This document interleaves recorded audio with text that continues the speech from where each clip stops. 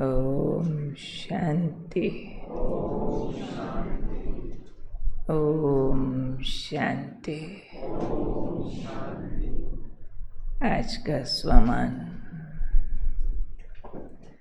मैं सार स्वरूप आत्मा हूँ। हम जानते हैं विस्तार में शक्ति नहीं होती, सार में शक्ति होती है।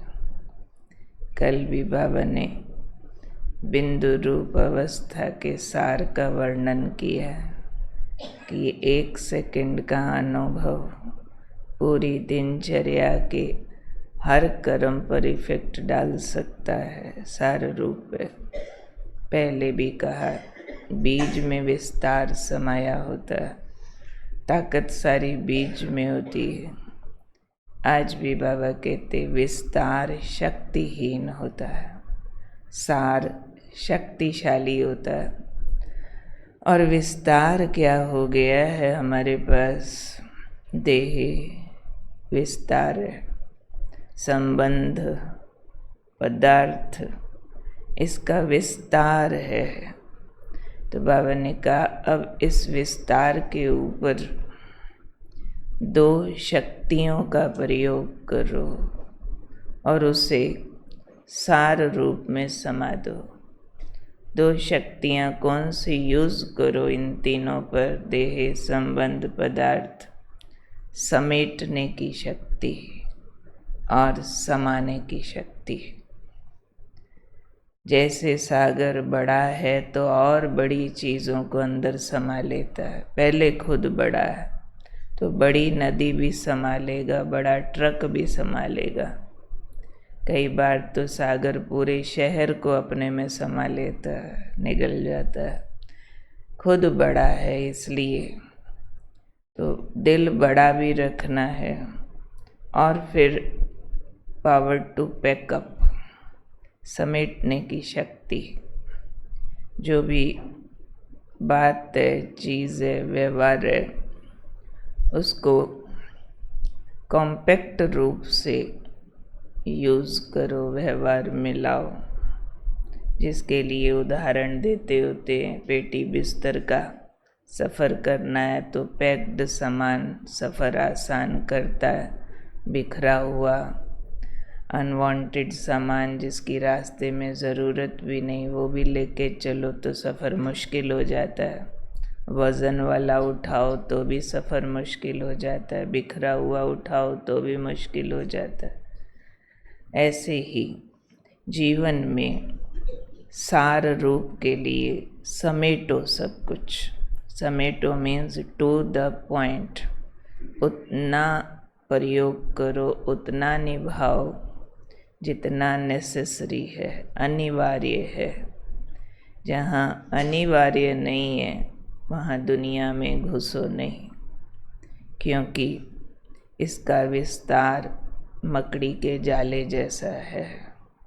जैसे मकड़ी अपने मुंह से जाला तो खुद निकालती है, परंतु खुद ही फंस के मर जाती है, उसी में उसके पैर उलझ जाते हैं। तो ये विस्तार सेल्फ क्रिएटेड भी है और फंसाने वाला भी है। इसलिए आज बाबा ने काम दिया कि देह, संबंध, पदार्थ के विस्तार को सार रूप में लाने के लिए समाने की और समेटने की शक्ति यूज़ करो। बातों को समा जाओ, सारे व्यवहार को समेट दो, सारे रेस्पॉन्सेस समेट दो, टू द पॉइंट और बिंदु हो जाओ। क्योंकि एक बिंदु में शक्ति है सारे विस्तार को सार में लाने की। बिंदु बन, बिंदु बाप को याद करो। ये जो बिंदु रूप बाप है, उसमें सारे संसार का सार समाया हुआ है। इसलिए बाबा ने कहा, जब समेटने और समाने की शक्ति के द्वारा बिंदु रूप स्थिति का अभ्यास करेंगे, आत्मा बिंदु, बाबा बिंदु, तो एकाग्रता की अवस्था का अनुभव करेंगे। बहुतों को शिकायत होती है ना, एकाग्रता नहीं बनती बहुतों को। तो इसलिए आज बाबा ने उसका जवाब दिया कि पहले समेटने और समाने की शक्ति का प्रयोग करो, और ये शक्तियों के प्रयोग की विधि होती है ऑर्डर। शक्तियाँ ऑर्डर पर काम करती हैं कि अभी आओ समेटने की शक्ति, बस मुझे लंबा चौड़ा इन बातों में नहीं जाना है, कम बैक। अपने को कमांड दो कि ये वाली बात चलो समा दो, भूल जाओ, छोड़ दो। तो ये कमांड्स हमारी जो अपने आप को दी हुई होती हैं काम करती हैं अंदर जा कर के। तो इस शक्ति के द्वारा बिंदु रूप स्थिति में आ जाओ। देह के अंदर पूरा फोकस बिंदु आत्मा के ऊपर। बिंदु आत्मा को देखते देह को मर्ज होता देखे। जैसे हड्डी मांस है नहीं, हड्डी मांस 5 तत्वों में समाता जाता है, और बुद्धि परमधाम निवासी बिंदु बाबा को देखती है। तो इस स्थिति के द्वारा, इस अभ्यास के द्वारा एकाग्रता बढ़ती है, और एकाग्रता के द्वारा बाबा ने कहा 1 सेकंड में भी बुद्धि को जिस स्थिति में टिकाना चाहो टिका सकोगे। पहले ये बेसिक चाहिए, फिर जिस अवस्था में जाना चाहो उसके बाद इजी है। चाहे फरिश्ता स्वरूप स्थिति में जाओ, चाहे बिंदु रूप स्थिति में जाओ, चाहे देवताई स्वरूप का अनुभव करना हो, चाहे पूज्य स्वरूप का, कोई गुण का, कोई शक्ति का, बाबा से किसी संबंध का, जिस भी स्थिति में स्थित होना चाहो वो इसके बाद हो सकते हो। जैसे नींव के बिना मकान नहीं टिकता, ऐसे ही इस मूल अभ्यास के बिना बाकी अवस्थाएं नहीं टिकती, एकाग्रता नहीं बनती। इसलिए इस मूल अभ्यास को हमें अच्छी तरह पकड़ना है। कौन सा मूल अभ्यास बाबा ने बताया?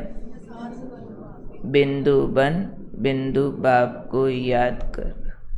बिंदु सिर्फ बिंदु नहीं है, बिंदु में संसार समाया है, वो तो गुण शक्तियों का सिंधु है। पर इस मूल विजन को मिस न करो। उसके बिना चाहे सीधा बाबा से रूरियान शुरू कर दो, मज़ा आएगा, पर जल्दी डिसकंटिन्यू हो जाएगा। फिर उससे अगली और अवस्थाओं की पकड़ साथ में आ जाए, उसमें फ़र्क पड़ेगा। पर ये बेसिक अभ्यास ठीक हो, देह से न्यारा आत्मा बिंदु, फिर मूल वतनवासी निराकार बाबा बिंदु, अंतर की आँख इन 2 बिंदुओं को ठीक देखती है तो तीसरा बिंदु भी लग जाता है। तीसरा बिंदु है, बाकी सब कुछ भूल जाओ। तीसरा बिंदु तो यही कहता है ना कि फुल स्टॉप लगाओ। जो हुआ अच्छा हो रहा होगा, सबके पीछे कोई कल्याणकारी राज छिपे हुए हैं, उन राजों को पकड़ो।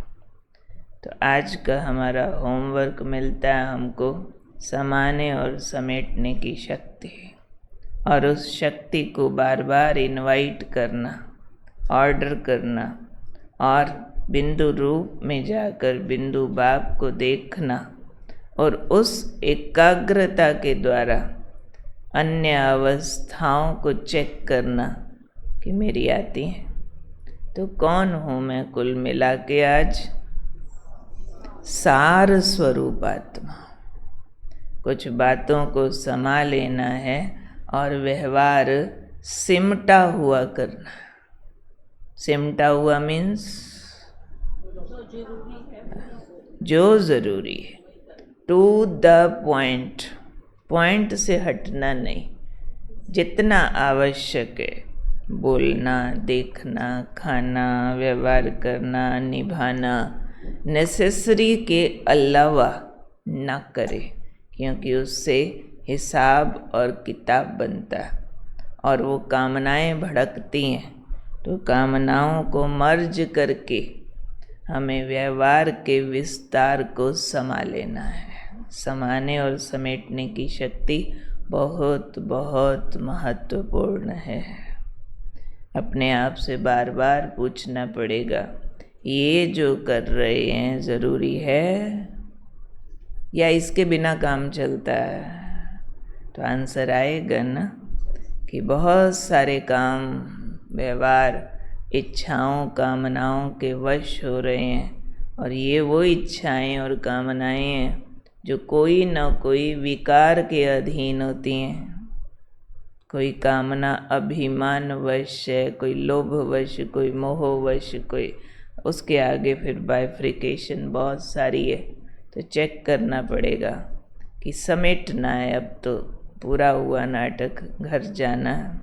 इसलिए बातों को, पुरानी बातों को समा दो, पुरानी कहानियाँ फिनिश कर दो, उसमें बुद्धि न जाए तो ऑर्डर यूज़ करो। समाने की शक्ति आओ, समेटने की शक्ति आओ, मुझे यूज़ करना ही है दृढ़ता से। ऑर्डर करते हैं तो शक्तियाँ कहना मानती हैं ज़रूर। तो मैं हूँ सार स्वरूप आत्मा। समाने और समेटने की शक्ति द्वारा एकाग्रता को बढ़ाने वाली, बिंदु बन बिंदु बाप को याद करने वाली, और इसके द्वारा हर अवस्था का अनुभव करने वाली। ठीक है।